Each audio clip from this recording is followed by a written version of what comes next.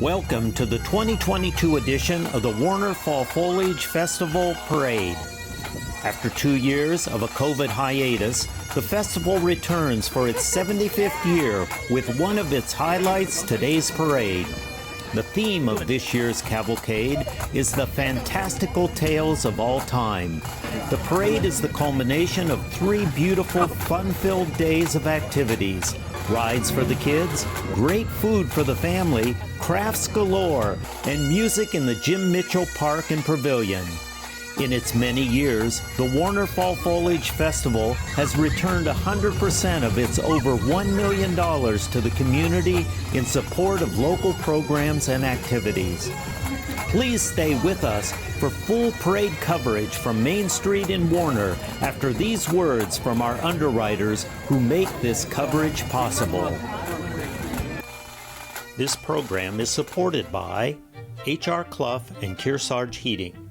Their full-service model offers oil delivery, propane, motor fuels with design, installation, service, and maintenance of all types of oil, gas, and alternative energy systems, as well as air conditioning, water conditioning systems, and backup generators. Their highly trained and friendly staff will assist you throughout the process of buying, installing, and servicing a full line of energy products. H.R. Clough and Kearsarge Heating. Echo Communications, a digitally integrated commercial printer and mailer located in New London, New Hampshire since 1997, with roots going back much further as the country press, AccuMail, and the home of the Kearsarge shopper. Echo Communications. Main Street Bookends of Warner, for books, toys, games, cards, gifts, and a gallery of local art. Main Street Bookends of Warner. The Innertown Record, your weekly hometown community newspaper covering the Kearsarge Sunapee Sunshine region of New Hampshire. The Innertown Record. Welcome back to the 2022 edition of the Warner Fall Foliage Festival Parade, brought to you by YCN on our new TV station, NCTV Regional. Let's join longtime parade announcer Ray Martin for the call of this year's cavalcade down Main Street in Warner. All right, introducing the judges. Right next to me is Lori O'Rourke. Next to her is Nancy Bird, and next to her is Rachel DeThomas. Is my confused? Oh, your groupies are here. I don't know, Rachel. You got the biggest cheer.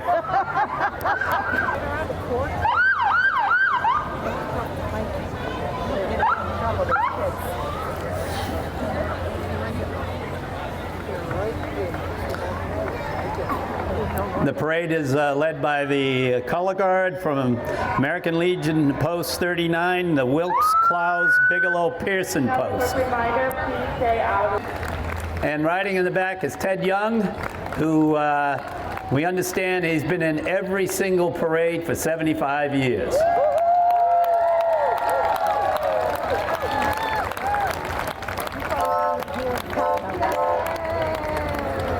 Then we have the Veterans Committee of Newberry.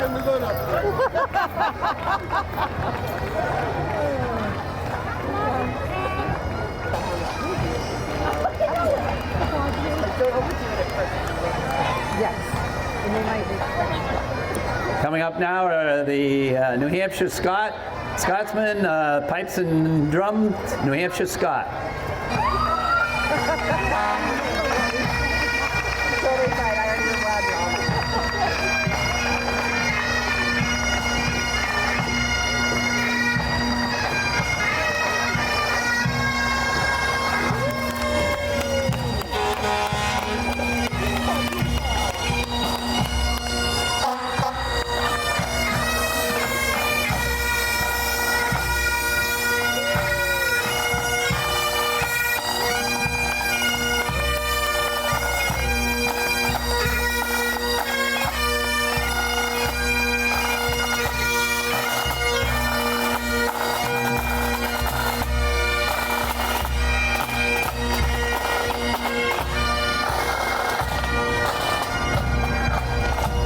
You want me to hold anything, Ray? No, I just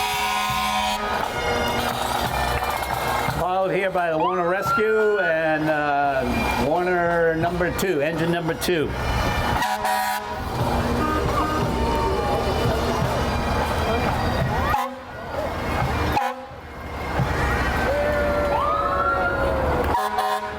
Engine number 2. Followed by a Mack truck from J.D. McDivitt and Sons. And then following a long line of antique cars, Rosalind and John Knox. This is their 50s car collection from Ware, New Hampshire. All cars have original paint covers as produced by Ford and Mercury. 1950 Ford Crestliner. That is John behind the wheel.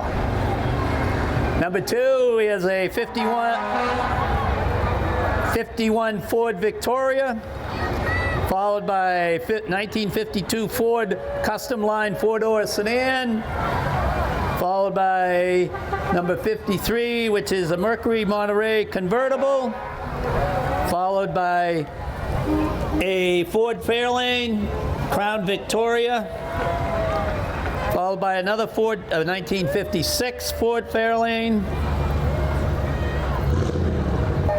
Number 5 here, right in front of me, is the Mercury Monterey. Number 6 is the Ford Fairlane Crown Victoria.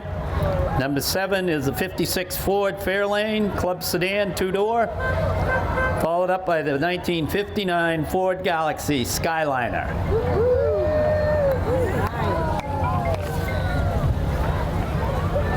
And that completes the 1950s for all of you who remember them.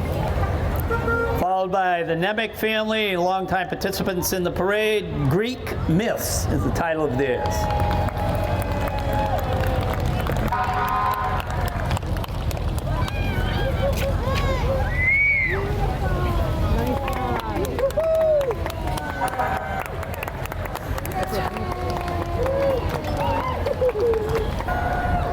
And we have a number 10 is a driven by Guy Fortin from Goffstown, a 53 Chevy.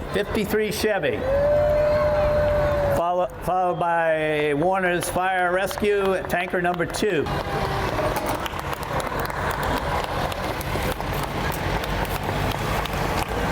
Number 11, the famous Ford Woody, driven by Pat Whittier, Dunbarton, New Hampshire. This is a 1946 Ford Woody.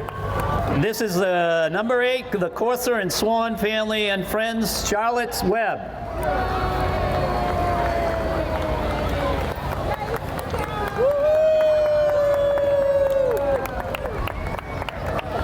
Now we have the lavender fields at Pumpkin Hill, this farm. This is a 1955 Ford 250, known as Ellie. Followed by the Hopkinton fire truck, tanker number 2.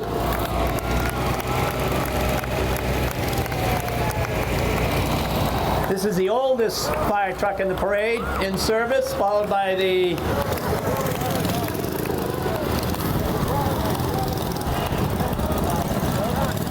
this is the Warner Mini Bike Club.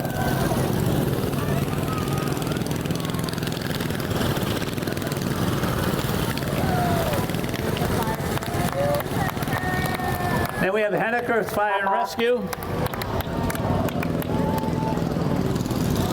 That looks like it might be the newest truck in service. And we have that following. We have the Warner Agricultural Commission, George Orwell's Animal Farm.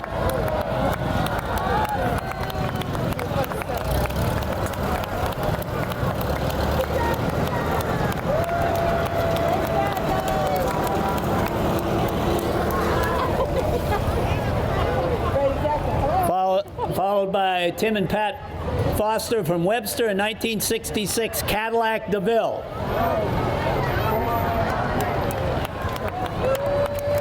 Followed by the Sutton fire truck.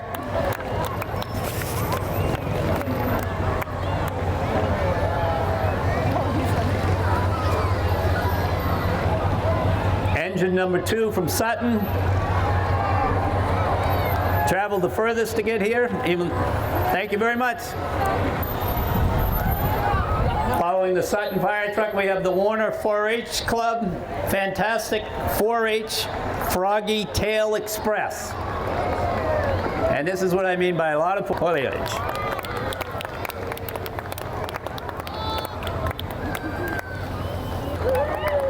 And then follow that, we have the Newberry Fire Services. This is judged by the judges as the cleanest truck. This is, number 4 is the Gear Up Homeschoolers. Their theme is Our Favorite Stories.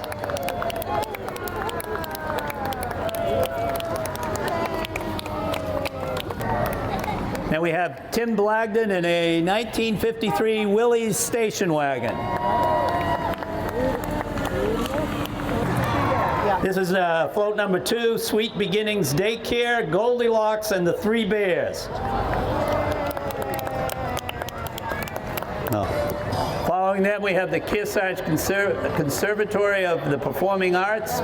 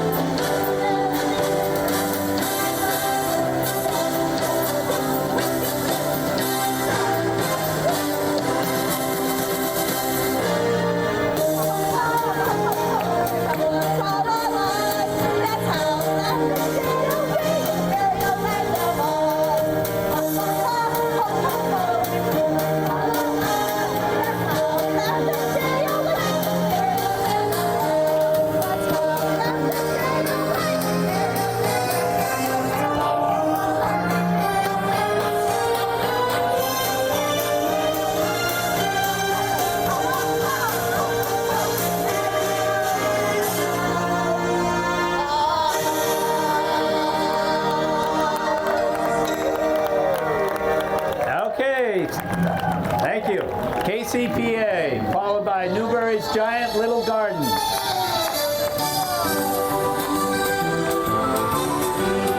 Newberry's Giant Little Garden with the large pumpkins, squashes, vegetables. Those are all real. Largest watermelon in New Hampshire. Followed by John Noonamaker of Milford, Mass., 1972, Nova LT. Followed by the Bradford Fire Department. Thanks for coming. Amelia Gardner and Joe. Stuart Little. Stuart Little.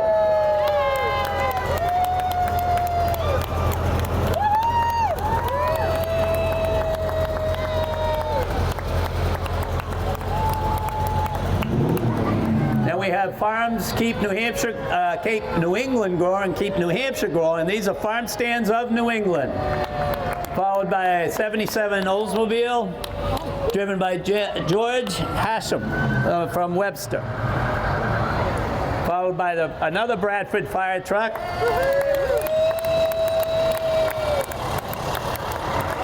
Thanks for coming, guys.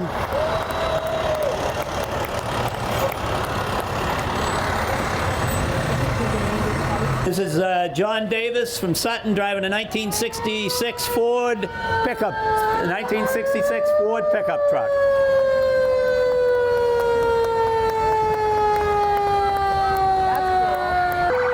This is Rhapsody Farm, Peter Pan, and Captain Hook.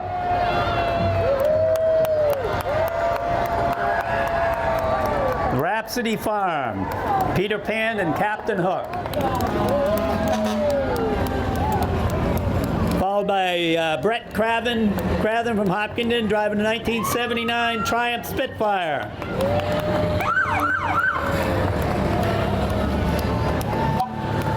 Followed by another Bradford fire truck. Thanks for coming, guys.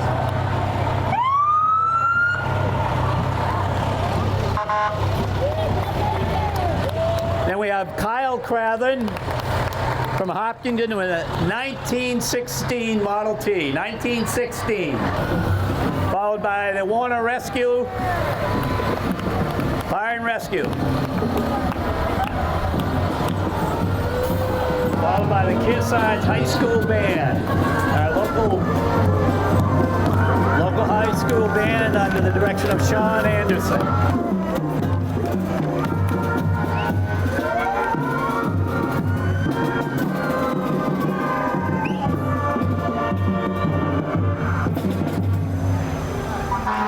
Kearsarge Marching Band, Kearsarge High School, Kearsarge Regional High School. Thank you.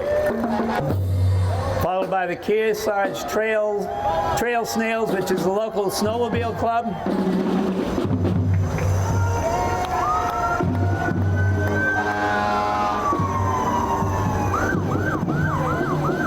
This is a Bombardier machine.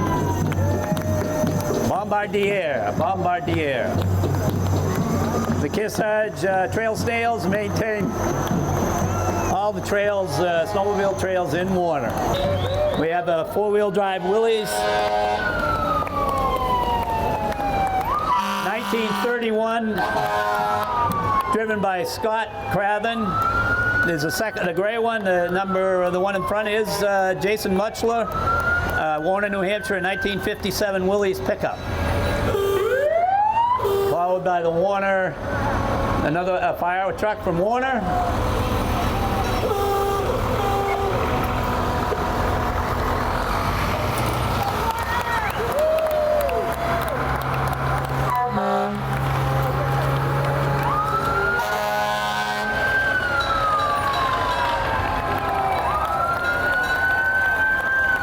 Followed by the Webster, engine number 2, a 1917.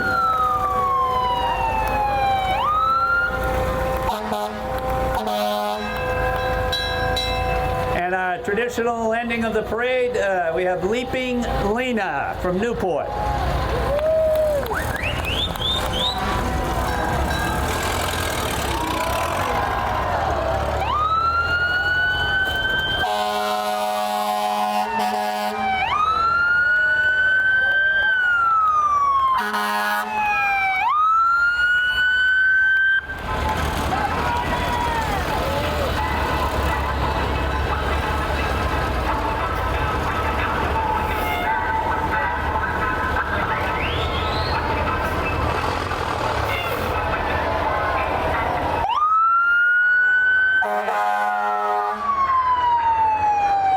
At the end of the parade, we have the last Warner fire truck and the Warner police.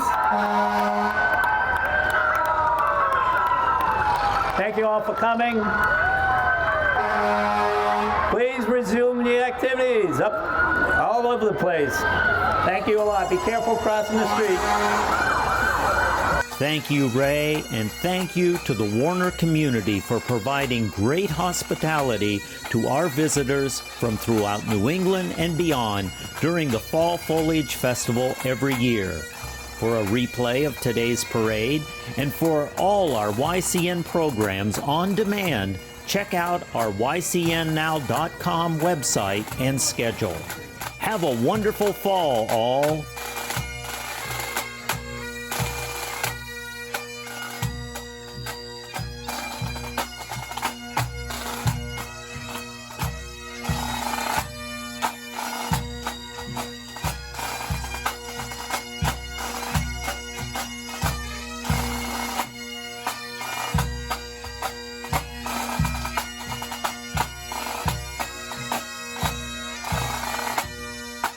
This program is supported by H.R. Clough and Kearsarge Heating.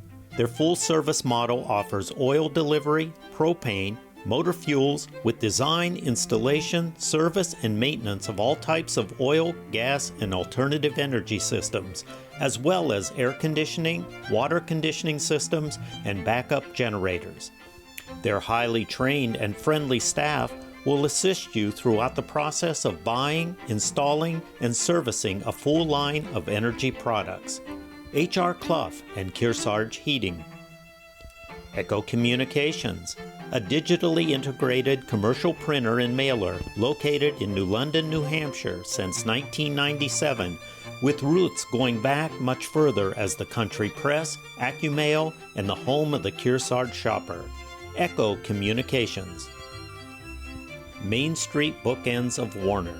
For books, toys, games, cards, gifts, and a gallery of local art. Main Street Bookends of Warner. The Innertown Record, your weekly hometown community newspaper covering the Kearsarge Sunapee Sunshine region of New Hampshire. The Innertown Record.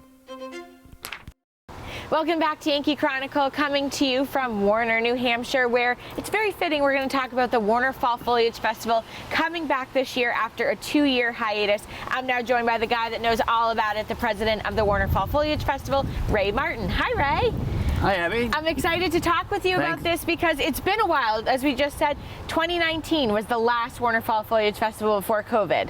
Yes. And it must feel good to be back. Well, yes, it feels very good. There's a lot of things that we got to get restarted, but sure.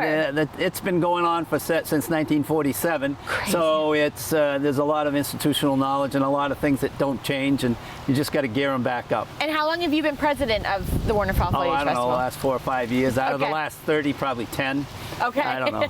It's too many. I don't even count them anymore. Yeah, you don't even count. So give us the lowdown, because it's Columbus Day weekend. Starts Friday night with the rides, as everybody knows and loves. But then it's a jam-packed Saturday and Sunday. Give us kind of the lowdown. All right. Friday night, it's mostly just getting the thing opened up and getting it going. But the food, there'll be a little bit of food. But the real thing is for the kids that are for the amusement rides to open up. Sure. And we have an all-you-can-ride bracelet for $20 from 6 to 9 p.m. Awesome. So that's kind of like just gets it going. Then Saturday and Sunday is the full festival that people are used to or familiar with. Starts up with the crafts people opening up at 9, and crafts can mean baked goods, vegetables, embroidery, mittens, anything. Anything, yep. And we have over probably almost 70 vendors coming in. So it's been we've been very successful in retrieving those people that are getting new ones. Yeah. So because the best year we had was probably 2019, the best one in memory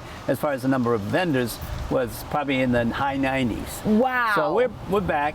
So that crafts fair runs they're open from 9 to 5. Yep. 9 a.m. to 5 p.m. And then there's a road race that registration starts at 8, race at 9, a 5K race. Okay. That goes through the town and out into the country a little bit and back. That's run, walk, but under your own power. Sure. And that goes off at 9:30, 5K, in other words, a little over 3 miles. And then there's the famous chicken and lobster barbecue. Ooh, yum. That opens up at 11:45 and serves until they're out of that day's allotment. Okay. And that's on Saturday, and they also come back Sunday if you miss it Saturday. Okay. But that's the chicken and lobster barbecue, and then there'll be a kids fun run in the afternoon. Ooh. Obviously the rides are running. Yes. And there'll be music down here. Friday behind night, us. there's music at the Main Street Warner. Yep. And that will be here. We have a full slate of musicians. It's all free. Wow. That you can come and it's on the schedule. The schedule of the musicians, the schedule of the festival is on our website. Important. And don't look on Facebook. I'm not proficient in that, so it might be a little off. Okay. But the festival's website. And it is an important thing to mention that everything is free. There's no gate to get in that you're paying and then paying additional. No. You come and enjoy what's here. If you want to call it a ticket, there's no tickets. Okay. So you don't have an entrance. And obviously you pay for the ride. Sure. But is a $5 parking fee. If you don't have a friend that lives in town, you can park at their house. Or you have time to make a friend to find one in town. And so the parking and the parking is a free shuttle bus that brings you back into town. And so it's about a mile away. Yeah. You could walk it, but some people do. Yep. And then goes on all day Saturday until the music is probably up until 10:30 or 11. I don't look on the schedule, but it's in that time frame. And there's music starting at around, I think 10 or 11 o'clock in the morning and all afternoon and all night. So there's various bands, and you can, again, anybody that's interested can look on the website, and there's a section right on the front that says music schedule. Perfect. And the regular schedule is there too. So that's and then Sunday is everything else is pretty much the same as I just explained. But Sunday it will be the Grand Parade is at 1 o'clock, and that's where the theme of this parade is. I'll try to say it right. Fantastical tales of old. Ooh, I like it. Of all time, or something like that. So that will be the theme of the parade, and various organizations and families will build floats featuring foliage. Love it. And that'll be part of the parade that comes through town. It's starting at 1 and lasts for about 20-25 minutes, going right through the center of town. And YCN will be bringing you the parade, which will be fantastic. Yeah. And then rides all day Sunday, and then it ends Sunday afternoon. About 5:30, 6 o'clock, 5 o'clock. Good to mention. And Columbus Day weekend, as always. And not Columbus Day. Yes, right. Columbus Day weekend. Friday night, Saturday, and Sunday. Monday we have to clean up. So tell us what you do with the funds. All right, all the proceeds, net proceeds from the festival. The festival is run by all volunteers. Nobody's getting paid. So there's a volunteer board and volunteers that a day of festival, before the festival, whatever. But it's all volunteer. Any net proceeds, which can run anywhere from $10,000 to $20,000, $25,000, is then we have a process where different organizations in town can apply for a grant from the festival. That form is on the website again. Great. They can fill that out, send it in. They get it in by October 31. Then we review those and see how the festival did, and then those funds are given out to by ranking. Sure. We provide some kind of ranking, and those are given out, announced in our annual meeting in January. Amazing. Of the festival. So it's I would estimate over the 75 years, it's got to be probably $700,000. Wow. Many organizations and towns and things you see around town, including this stage, have been partially or fully funded by the festival. Incredible. So I call it our mini United Way. Oh, I like that. Fantastic. And before I let you go, as we just talked about, we were talking about everything is free, but you accept donations, and it's important that you accept donations. There'll be people running around selling, going around and asking if you want to buy a booster ticket. Sure. So there's a raffle, cash raffle there, plus about 60 or so donated crafts that you can get. But the raffle is $300 for first, $200 for second, and $100 for third. And that's a cash raffle. Got it. And you can see people, and you can also donate online. There's a donate button on our website. Perfect. Ray Martin, that was a full 5 minutes of everything having to do with Warner Fall Foliage Festival. You're back this year, which is super exciting, and thank you for giving us the lowdown. Well, thank you, Abby. Thank we appreciate it. This program is supported by Main Street Bookends of Warner. For books, toys, games, cards, gifts, and a gallery of local art. Main Street Bookends of Warner. Every year, thousands of animals are killed by poachers. You can protect them. Join us